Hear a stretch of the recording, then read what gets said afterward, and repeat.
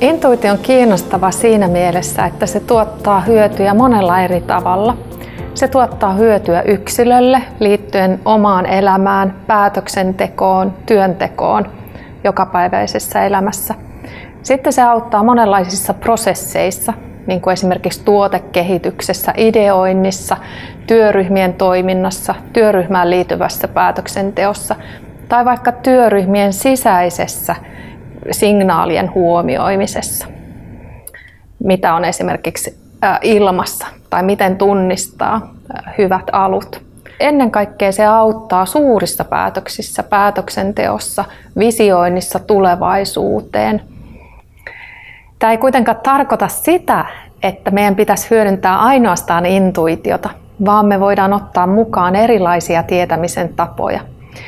Eli intuition kautta voidaan hakea tietoa, jota voidaan sitten suhteuttaa ja verrata päättelyyn.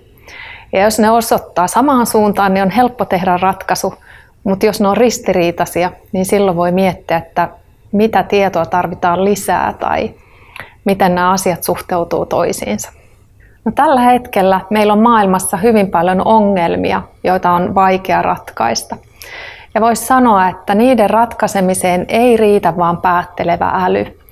Ei pystytä keksimään uutta tai täysin uutta sillä, että yhdistellään uudelleen olemassa olevia komponentteja. Tai että voidaan hallita hyvin monimutkaisia kokonaisuuksia pelkästään päättelemällä.